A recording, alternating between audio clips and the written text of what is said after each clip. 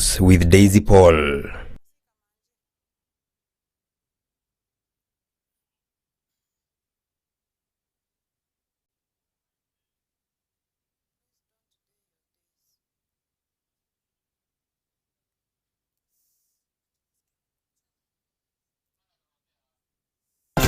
And we welcome you to this program.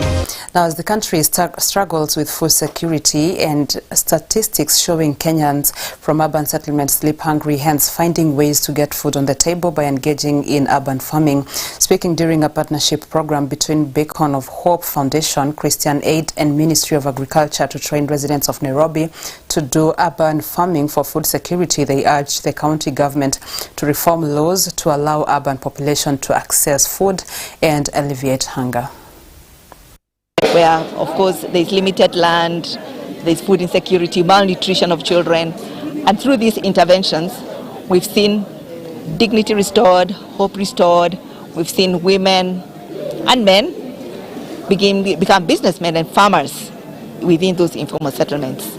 So it's been an innovative, I would say, transformative agenda. I know there are bills that have been passed by the government to protect that urban farming within the informal settlement, where people like this, women like this used to be chased away when they try to grow their own food.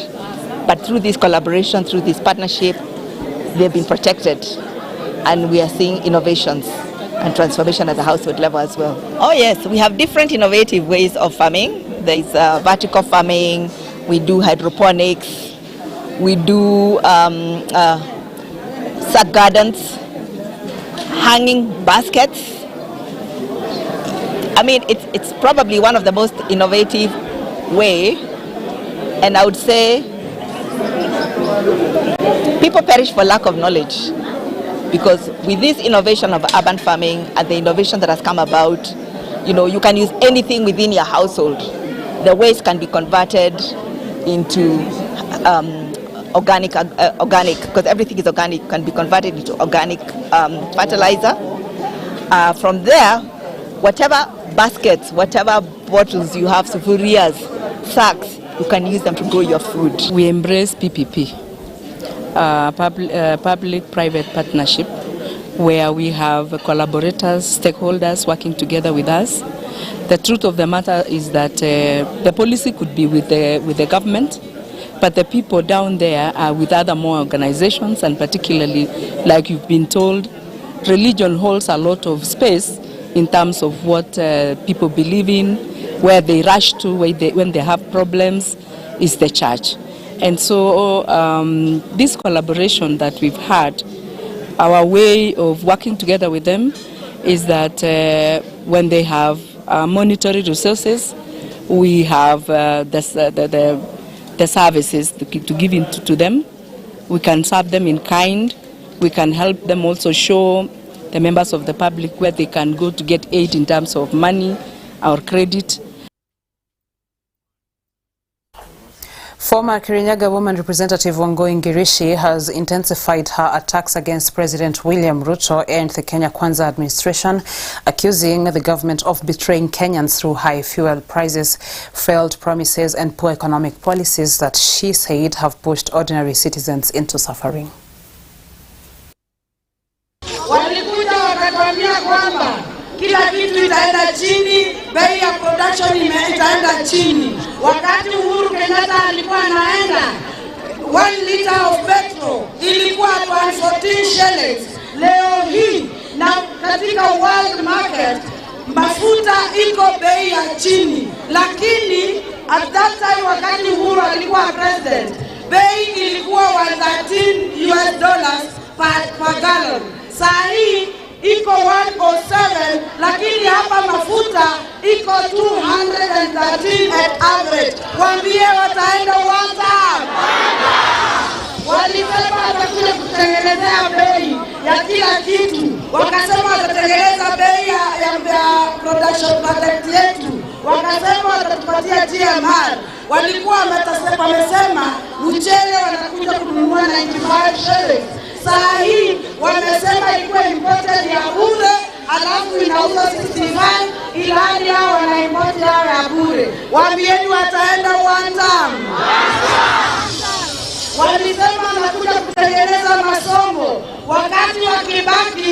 masomo ilikuwa ya bure. Wakati wa Uhuru Kenyatta masomo ilikuwa ya bure, lakini wakati huu watoto wetu wako huku nyumbani sababu hata capitation hajafika.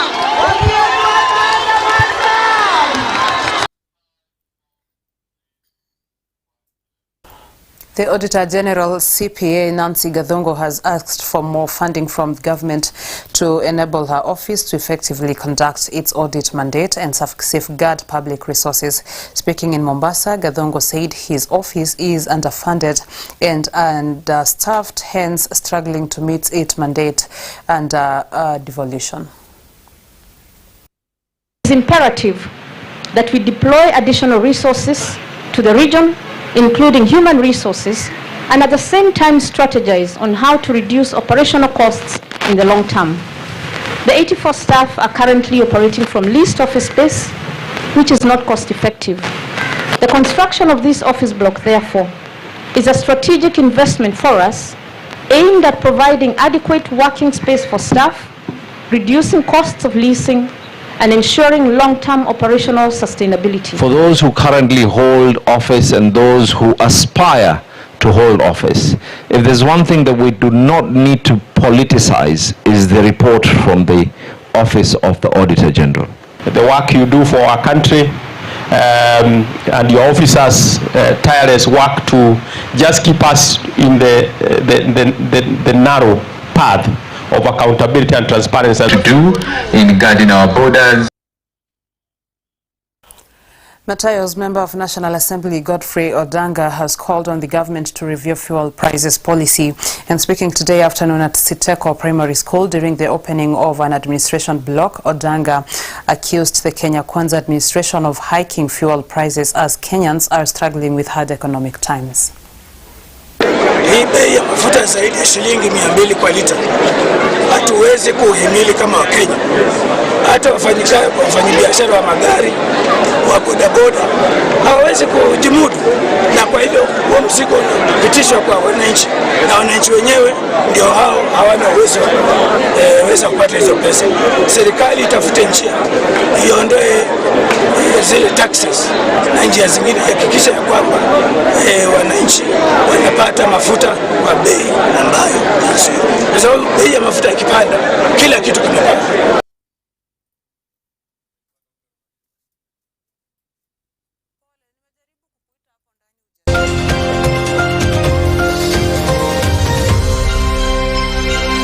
Tumaini lako.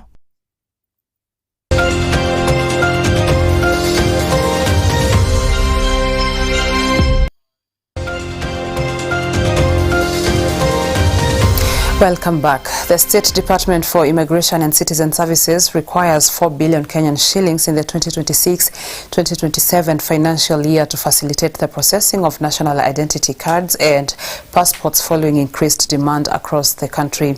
Speaking while appearing before the National Assembly Security Committee, Principal Secretary Belio Kipsang said the demand for IDs and passports has continued to rise, putting pressure on the department's operations and resources. Given the increasing numbers of demand on ID, we require an additional 2.4 billion shillings. On the digital IDs ecosystem, we require 894 million shillings so that we can be able to support the system that has already been developed.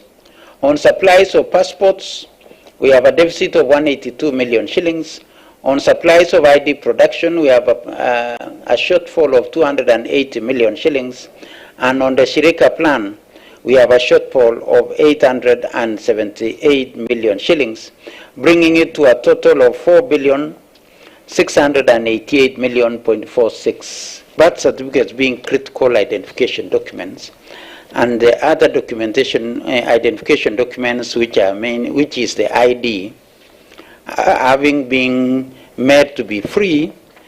Our cabinet secretary is already in consultation with his colleague in National Treasury and other arms of government to see if these charges on the birth certificate can be ceased, just like we have ceased in the IDs.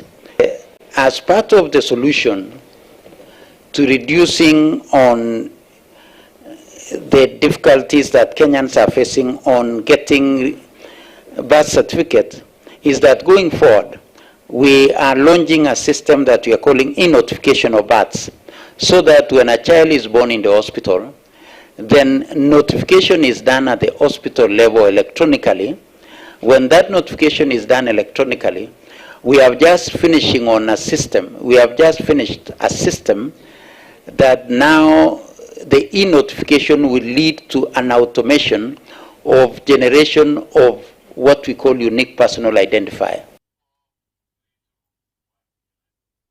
Pastoralists from Tigania, Meru County, together with various leaders, held a prayer service for 6 people who were killed by cattle rustlers last week. They said incidents of killings are continually increasing, while blaming the government and the Ministry of Interior for what they claimed to be a failure to control the security situation in the county. Yule county commissioner analetwa Meru ni Wasamburu, watu ambao wamekuwa wakiua watu wetu.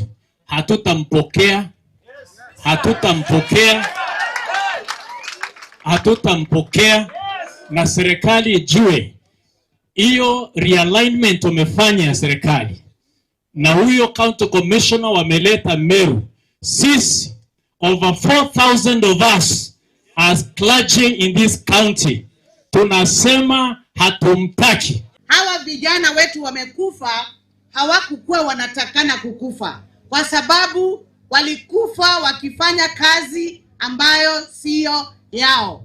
Ng'ombe zetu zinaibiwa, na badala ya serikali kufuata hizo ng'ombe, vijana wetu wanakuwa exposed wakifuata hizi ng'ombe zetu. Murkomen, kabla ufanye transfer yoyote, ni lazima ufanye kitu inaitwa public participation. Viongozi, hawezi leta kiongozi ambaye wananchi hapa mtaki. Hapa Meru wamekataa huyo county commissioner ambaye unaleta. Sasa wewe ni nani Murkomen kuinsist huyo county commissioner kuja hapa? Mimi nataka kuwaunga mkono. Tukiwa Kenya nzima, we must do an audit. Kwanza huyu county commissioner wa Meru atoke, ndio tuweze ongea na mtu yoyote. Sisi sababu umeshindwa ile kasi ya maana sana ya ile kiapo ulikula, ambacho ni cha kuchunga maisha na mali ya watu wetu. Watu 142 ni wengi, sio mbuzi na sio kuku. Hata ukisema unajenga barabara ama unajenga hospitali, sijui hospitali sitaendwa na nani wakati watu wamekufa. Hakuna vile ambavyo county commissioner anapewa promotion ameshinda kulinda mipaka. Kunaletwa county commissioner mwenye ng'ombe zetu na watoto wetu wanapouawa, huko ndiko the back stops. Hiyo, waheshimiwa mlio hapa, tafadhali, sisi nataka mjue kwamba tumefanya msimamo. Zangu wa familia ambao